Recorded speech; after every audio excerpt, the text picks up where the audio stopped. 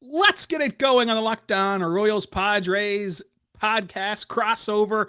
I'm your host, Rylan Stiles. You can follow me on Twitter at Rylan_Stiles. Follow the show on Twitter at Locked On Royals. And joining me is the dancing Javier Reyes. Follow him on Twitter at Jalapeno. And check out the Locked On Padres Twitter account, YouTube account, Spotify, Apple Podcast, all that fun stuff. On today's show, we're going to discuss how to build a baseball team. I think that these two teams have done it in completely, totally, and extremely opposite ways. Which way do we side with?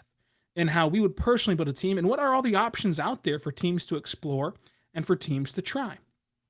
That's all coming up on today's Locked On Royals podcast. Javi, how are you doing today? I'm doing fantastic, Rylan. I'm doing fantastic.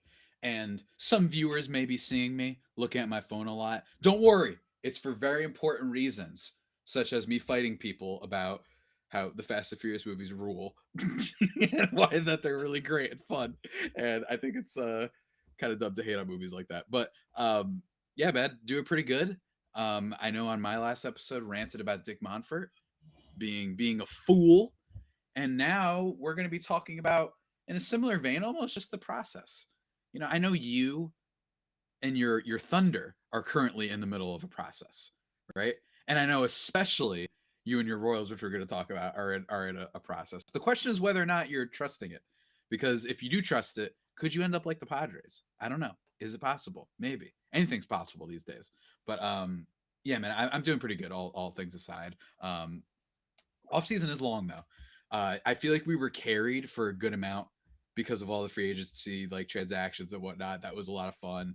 Yeah, heck, the Correa saga gave us at least 3 weeks of content. You know what I'm saying? Like we still got that. That was really fun. And basically, it's just 1 month. We've got 1 month. I'm actually in the middle of writing a piece on Jerickson Profile right now. But aside from him, not many free agents left, and we got 1 month, and then March. Oh yeah, that's when things kick back up again. In general, things kick back up again. But especially with baseball because we got the World Baseball Classic. But I'm ranting a lot. I'm not even ranting. I'm just kind of speaking into a void. So I feel like you should speak. What are we going to talk about with the good folks tonight? Well, the good thing is that's how podcasts work, Javi. So I'm glad that you That's just fair. described our job title. But you're right. It's the awkward phase of the off season. It's like whenever you try to grow your hair out really long, and at some point you've got to deal with that ugly phase, and you got to hope to all the higher powers that you have nothing important happen during that phase. Uh, right now, it's there. It's almost there. The trucks are getting packed. We're almost in Surprise, Arizona. We're almost in whatever the Arizona town that the Padres play in is called, but not quite. And so it's just kind of in that middle ground. Javi, on today's show, we're going to discuss team building strategies. I think that these two teams have done this completely opposite. Is either one of them right? Is there different options besides what we've seen from these two teams? And which one would we personally employ if we were employed by a baseball team? Javi, I want to let you start this topic off because we really got together on this topic because of the rant that happened yesterday on your Mhm. show with the Colorado Rockies owner. So give the bullet points and we'll send them to the full show for your full rant. But as you take a swig, give us your bullet points of what's happened so far. Look, the thing with Dick Monfort again, which I've been saying for a while, one of the things I kind of dropped the bar to be honest the other day, because one of the things I don't like about you know this idea of rebuilding sometimes is that it's like the right strategy and that it's the only strategy, and people don't realize like all these different factors, whether it be some media narratives that are a little bit out of sorts, whether it be literally from the owner themselves. It's like, who always will benefit from rebuilding in the way of prospects? The owner, because they're not going to spend money. You know what I'm saying? So there's already this immediate bias. So I think it's hilarious oftentimes when people don't realize like what's going on here. That essentially a company is trying to tell you we should actually spend less for labor, right? So that's one thing. Not to get too on the political side of things, but hey, that's sports. They're intertwined. But the other thing is just in general with Dick Monfort, just how just factually wrong he was, right? Like just in the sense that yeah, the Padres have all these superstars in their lineup. Of course, there's holes. There's holes on every team, except sometimes the Dodgers. Like there's holes on every team, and I think the idea that just because they might not win means that you shouldn't be going for it. Of course, he's going to say that. he doesn't want to spend. You know what I mean? So that's the end of that. And not to mention, when he did spend, he stunk at it. You know what I mean? He got like negative WAR from all of his relievers, brought Daniel Murphy and Ian Desmond in to play first base. Ian Desmond, who was an okay player who hit for a decent amount of power, transitioned to being an outfielder from a shortstop. And then they were like, okay, let's count on him being able to learn another position at first base. So they're just not a very well run organization. But in fairness, for a good long time, neither were the Padres. I don't think that they were in the same clown car buffoonery of the Rockies. I don't think that they were always necessarily there, but they were one of those teams that were certainly in perpetual rebuild, right? Basically ever since '06, and even after that, like even after that last time, like they were like an okay fringe team. And then they had the epic collapse. I think it was 2010, if I'm not mistaken, when they lost a bunch of games. And then you went into like a decade of sadness, essentially, until 2020, when things finally turned around. And there's a bunch of reasons for that. The Padres have a fascinating hybrid of the way they rebuilt, with both prospects and then giving up those prospects pretty immediately in order to acquire star talent. They aren't, say, the Astros. They aren't, the Dodgers to a certain extent. They aren't some of these other great teams, the Braves, right? Like where a lot of their current talent is people that they raised in their farm. And in the case of the Braves, they just immediately extended those guys. So it's really a fascinating kind of situation with how the Padres rebuilt, and also considering how many mistakes they made, which I'm going to touch on as we go longer this podcast. And then we've got the Royals, who, in fairness, do have a World Series to show for it. So I can't roast them too much. If there is any roast about the Royals on this here podcast, I feel like it has to come from you.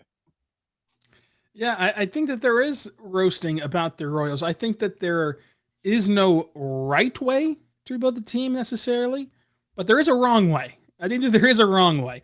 And the wrong way is holding on to your guys too long. I think that that's what happened in Kansas City, where, you held on to Hosmer, held on to Kane, held on to Gordon, held on all these guys, and for sentimental purposes, that's awesome. But you got nothing back to catapult you into the next era of baseball. Whenever you saw Kane leave, when you saw Hosmer leave, when you saw Moose, in his awkwardness. Remember, if you remember, the first time he hit a free agency, nobody wanted him somehow. He came back on a one-year deal, set the Royals home run record, then went to Cincinnati. Nonetheless, though, you didn't really see any return for that great core. The one time you made a move of that ilk, it was Wade Davis for Jorge Soler, and Soler eventually panned out, but like those first couple of years, he was not very good. And then, of course, for the back half of those years, Wade Davis was not any good, or at least not up to his standard. But holding on to your guys too long is a bad way to do business in baseball. I think that with this Royals team, the way they're rebuilding will change starting this year, and has changed already. And the way that the Padres have built a team over the last 3 years has changed from what it's been before Mr. Preller came to town. We're going to talk about both those things and which one we side with more coming up. But first, I want to say right now about our good friends over at FanDuel. FanDuel is incredible. Javi, go there right now, FanDuel.com/locked-on. If you want to see how you should be betting on the big game, we're talking the Super Bowl. We're really excited about our new sports betting partner for Locked On, because they're the number one sports book in America, FanDuel. And if you're new to FanDuel, folks, that's even better, because you have so many great features that make betting on sports fun and easy. Download the FanDuel app right now, and you can go to Super Bowl 57 tab and make a no-sweat first bet play. You're going to get up to $3,000 back in bonus bets if you do not win. What can be better than that?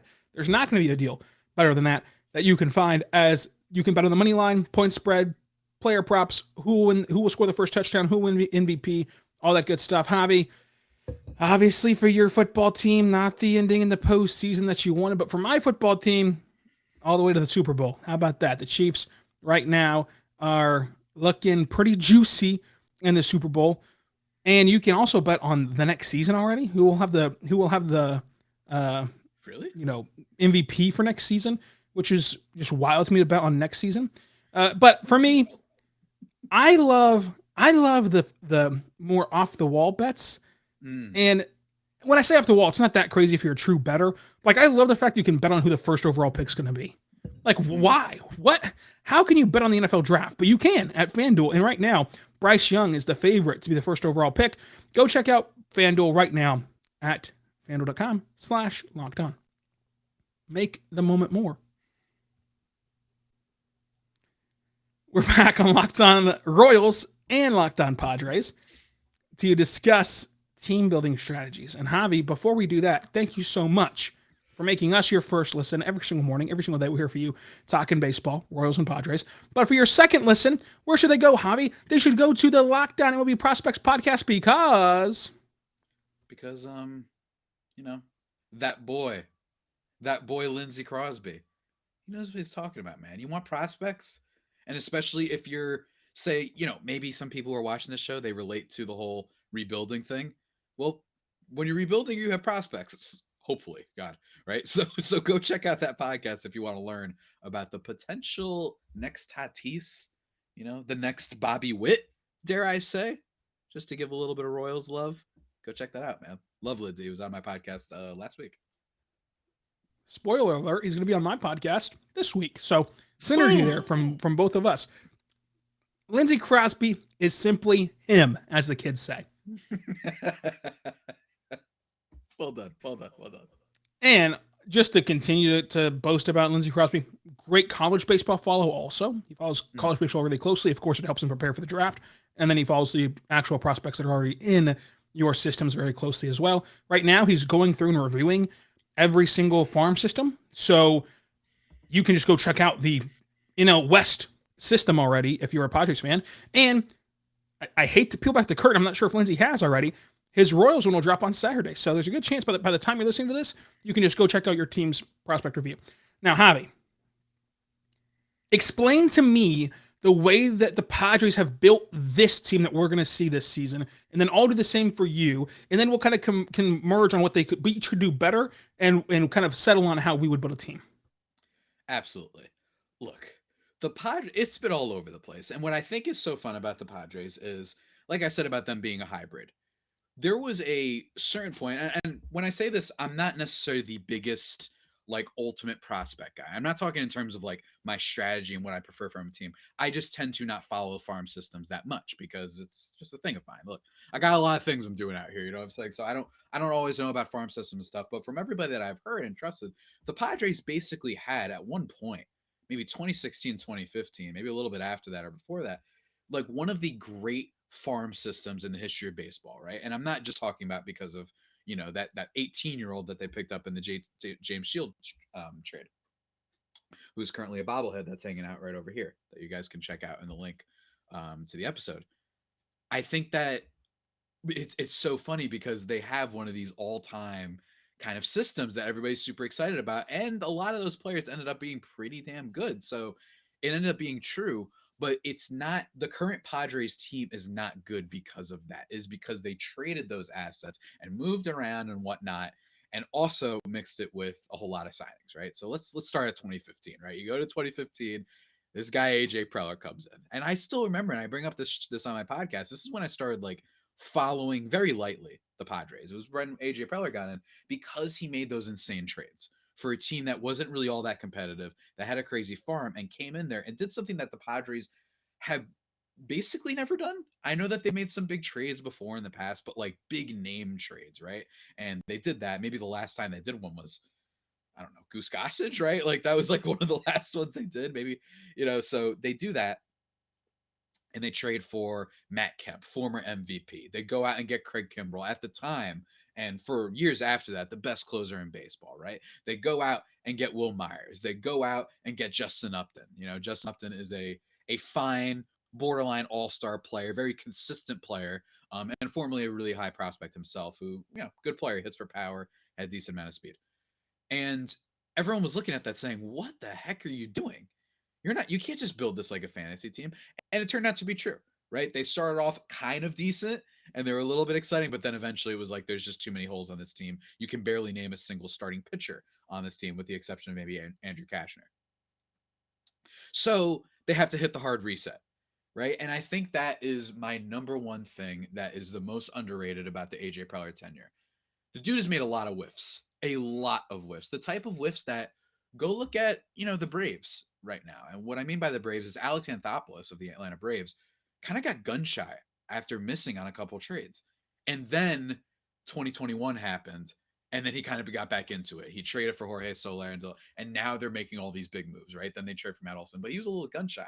AJ Preller, you would think, after missing on those big trades and giving up farm system assets, and one of them being Trey Turner, who ends up becoming an MVP candidate with the Nationals and Dodgers, that you'd think, oh no, they're just going to hoard and they're going to, keep all the prospects forever and then figure it out later.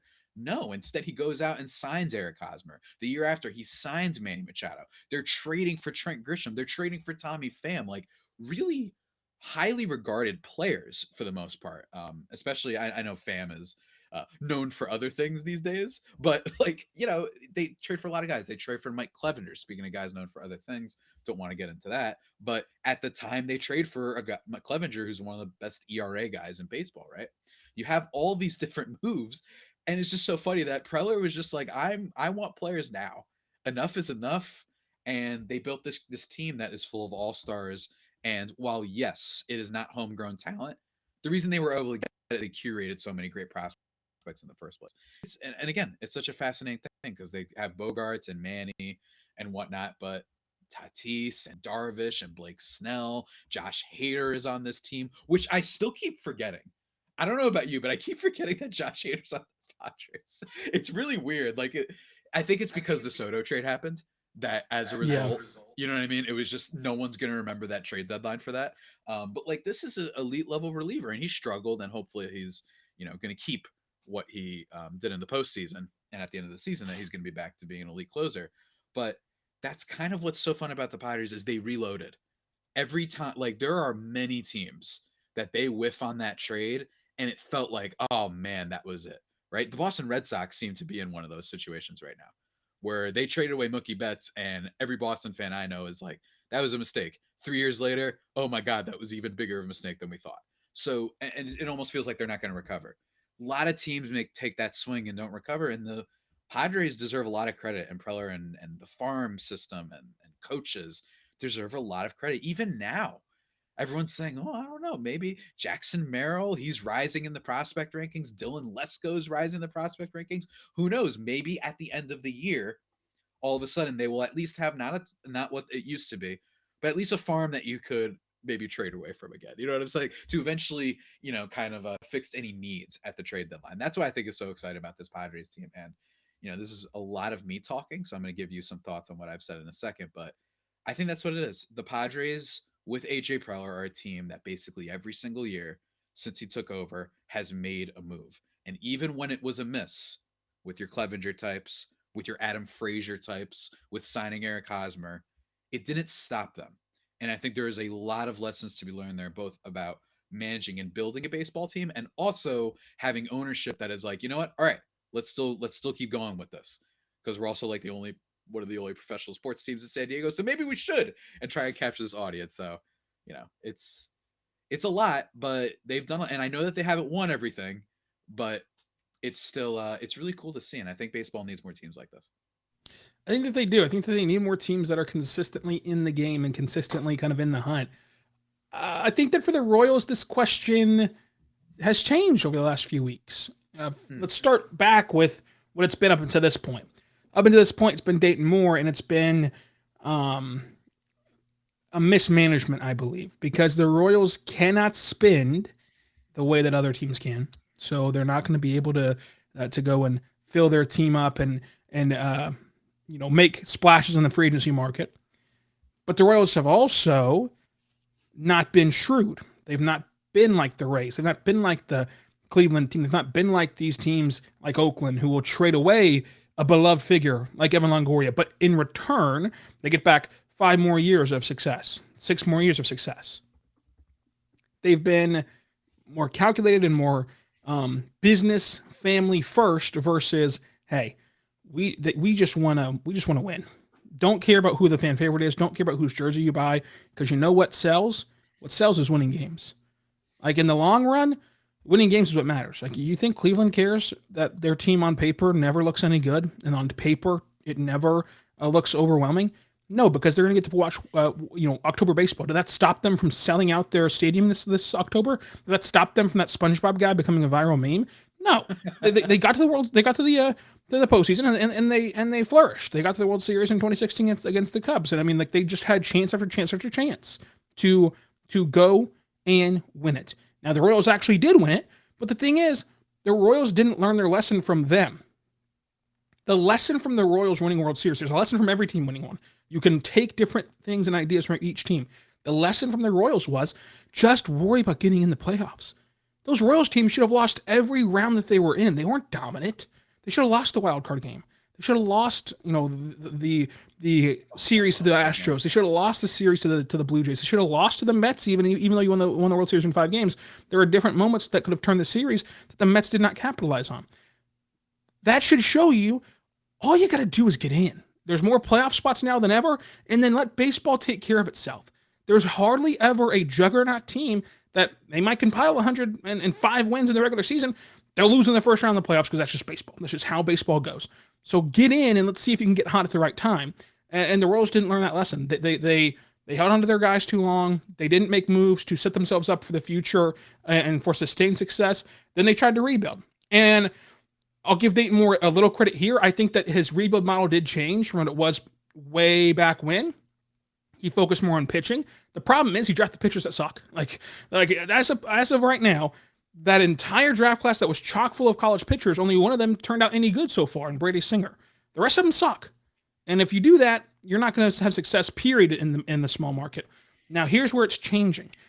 I think that the Royals, with JJ Picolli at the helm, hiring away Kevin Cash's bench coach to be your manager, already bringing in guys like Ryan Yarborough as your big flashy signing, trading away guys like Mondesi to kind of usher in a younger, different core. I think that from now on, from this offseason forward, the Royals will operate like the Rays do. They're going to operate as these guys are just numbers. It's just, can they win games? Can we put them in spots to win games or not? And in a small market, you have to. You can't overwhelm guys. If Bobby Witt Jr. becomes a Hall of Fame player, he's not staying in Kansas City, folks.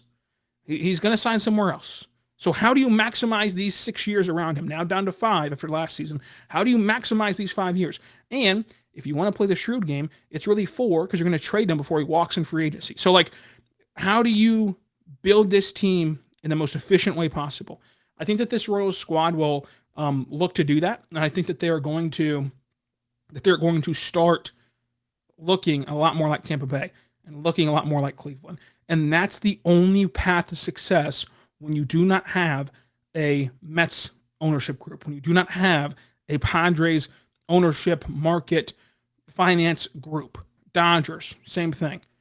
You've got to draft really well. You've got to make tough decisions and trade away fan favorites and bite the bullet for the time being, and then you've got to win. And sustained success is better than one World Series every 30 years.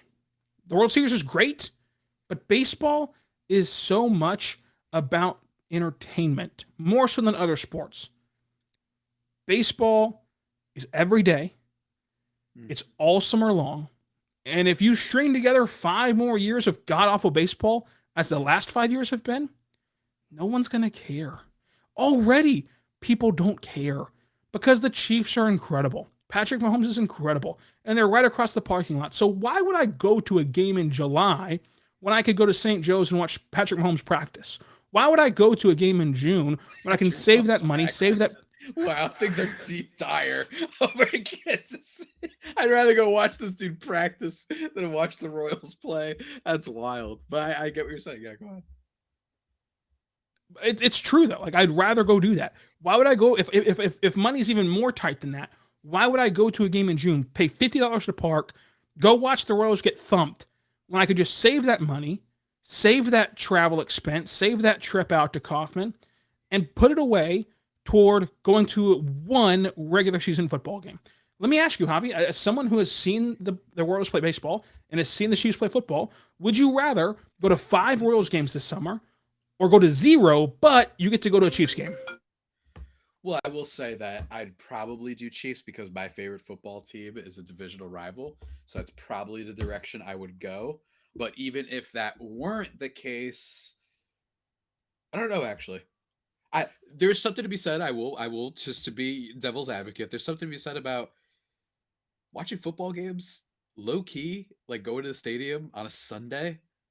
Low key, like I don't know, man. Like it's just the product is really great on TV, but just in a vacuum, yeah. I mean, if just the football is a lot more exciting in the sense that you're just like, yeah, this could be our year, and you're not just saying that. A lot of teams Yeah, in but specifically baseball, this team's football, like yeah, this football team compared to the mhm, product of baseball. Because Javi, we can go have beers outside at the plaza in Kansas City at Power and mhm, Light District. If we just want to sit around and have the ambiance of a baseball game, sit outside at a brewery and watch a baseball game on TV. Like mhm. the ambiance and like the good vibes around baseball, they don't mean anything whenever you lose 100 games every single year. They just don't. They start to mean less and less and less.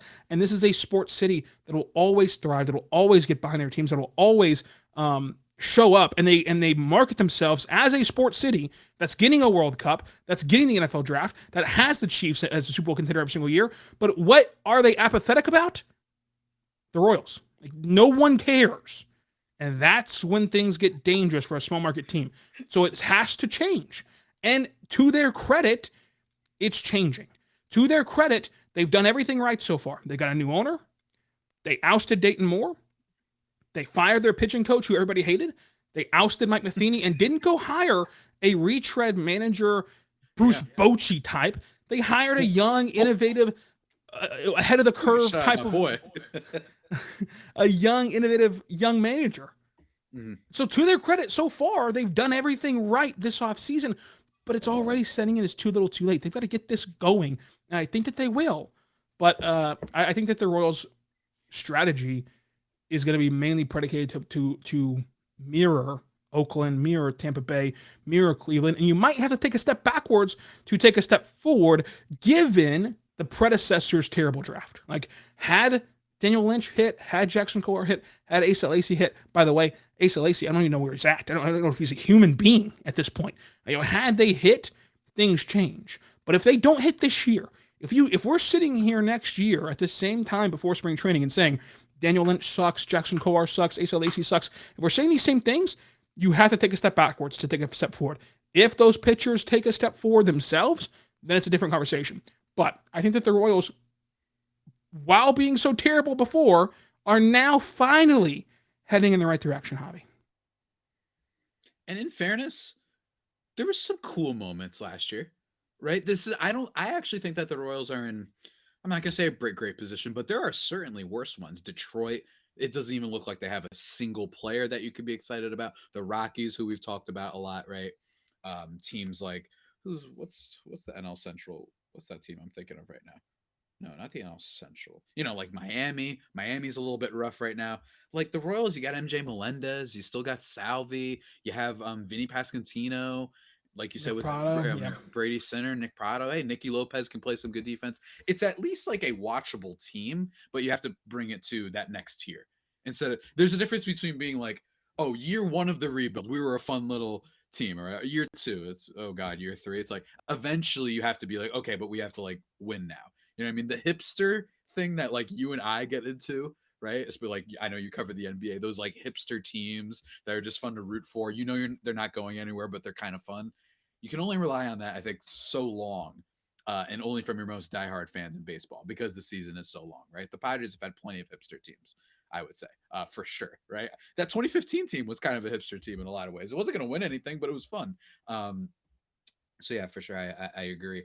It's going to be interesting because, like you said, with all those pitchers, basically none of them hitting aside from Singer, it's rough. And it also shows you, and it's a great reminder that just based on the law of averages and probability, like you're not going to hit on 10 prospects. You'll hit on like three, and then maybe you can use two for a trade. Like that's valuable. Don't get me wrong, even if it's just to package them and move them around.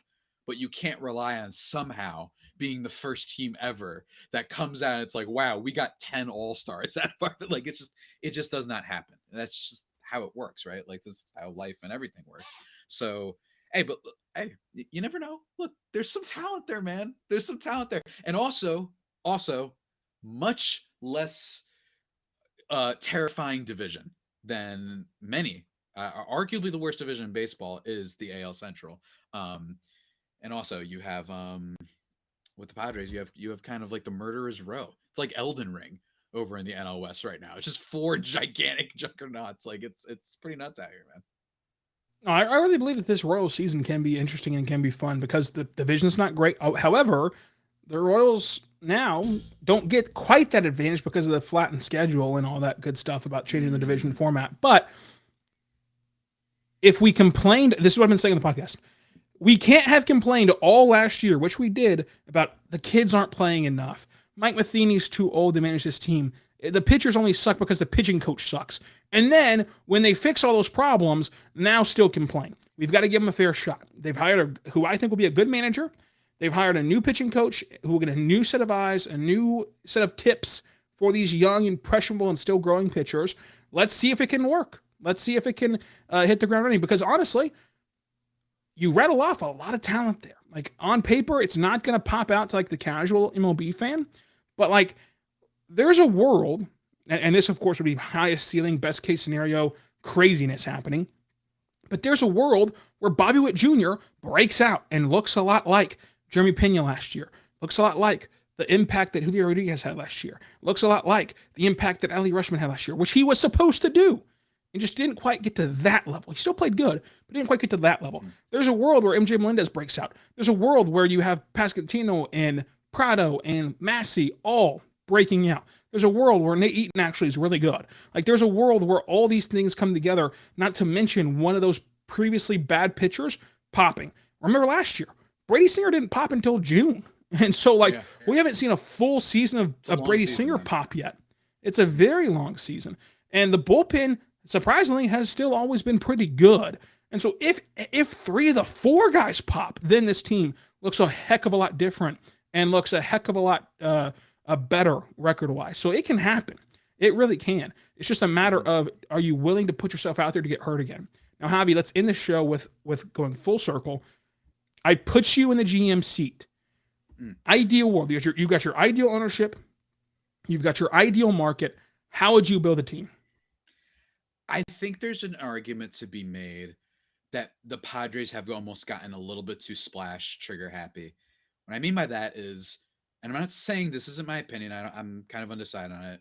Would it have been better to say, go and sign Nate Eovaldi, maybe another okay back end starting pitcher, whatever, and then go sign someone like Michael Conforto instead of just going out and getting like a Bogaerts? I know that there's other things. They did more, re-signing Robert Suarez. They went out and got Matt Carpenter. But my thing is are the Padres a little bit too like they look at that golden idol, like Raiders of the Lost Ark, and they're looking at it and they're like, oh man, I want Xander Bogaerts, and they don't look at some of those other talents out there, some of the less obvious ones. I actually think Michael Conforto was like the worst kept secret in baseball. I think every single team wanted that guy. Nobody was scared off by the off year. I think everyone knows he's going to be great.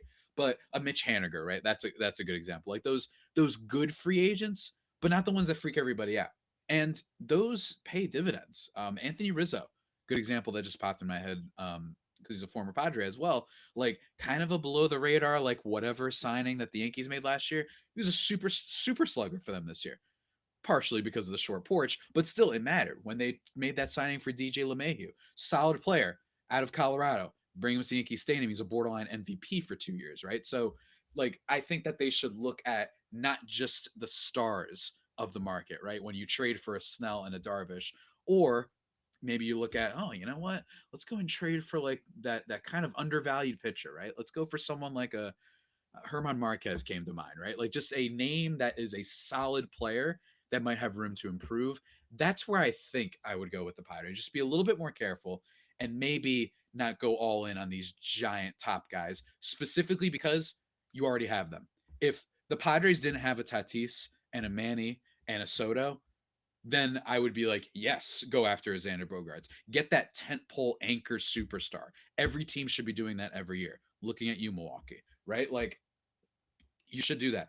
But hey, you go and sign the tertiary pieces when you already have those superstar free agents. I do think the Pirates maybe should do that. We're gonna see. Xander Bogaerts might go out here and be just a 7-win player and they're going to have Manny at 6 wins and Soto by projections at 8 wins, whatever, right? Like, and then it's going to be like, you idiot, who cares about depth? We're making this the NBA where it's like, we're just going to have a super team and we don't give a crap who's our 6th man. We're just like, go out there and play. It's possible. I think that may be the one criticism I do have of the Padres. Sometimes get a little bit too trigger happy. And you even saw it at last year's deadline. They trade for Soto. That was a hit. Hader, a little bit of a mixed bag. He was great later on. But then Josh Bell and Brandon Drury, they were not so great. Maybe did you have to go after those guys? I don't necessarily know. They get a little bit trigger happy sometimes. So I don't know. But again, that's me doing my best to provide a devil's advocate perspective because they really have done basically as much as you could do correctly, considering the earlier history I mentioned with the Padres being basically being what the Royals are, right? They would not spend money. They would not go out and make the big splash. They just relied on prospects. So they deserve a lot of credit for transforming their outlook and just their culture, all in San Diego.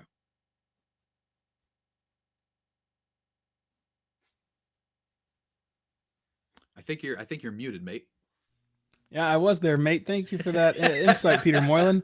I really appreciate that. But I think there's a lot of truth to what you're saying there, and I think that the way that I would build a team, okay, ideally the way I'd build a team is like the Dodgers, where like you have the market, you have the ownership to go spend a ton of money, but you also make moves on the margins to allow yourself that margin of error to go spend the splashy money, but you make it up by saving on this position or saving on that player and kind of balance out your sheet that way.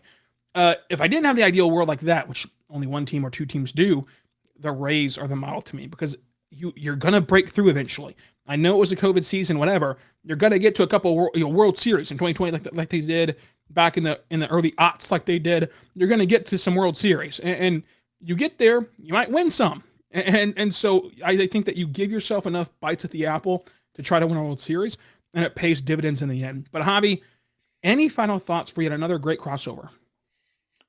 Not much, man. Look, I'm excited for this season. And I just think that baseball, I really do feel like while we were really critical of the sport, and we have been in the past whenever we do crossovers and you're talking about the Chiefs and basketball and football, right? Like, I do think baseball has actually gotten a little bit better. I think baseball culture has improved. I think that if we want to talk unwritten rules, they've gotten better at that.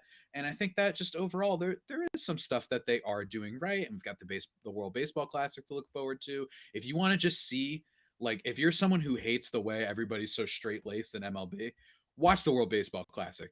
Especially you watch Puerto Rico, you watch Japan. All these teams are great, and it's so much fun to watch. And it'll be a great kind of lead into the MLB season. I think it's going to be a blast. I'm really excited, and I think that baseball can still be very, very good. Yeah, the teams are great, and along with that, the fan bases, like the chants, the ways to make noise, like it's all so awesome. So a lot to look forward to. Javi, thank you for joining us again, and until next time, be good to one another.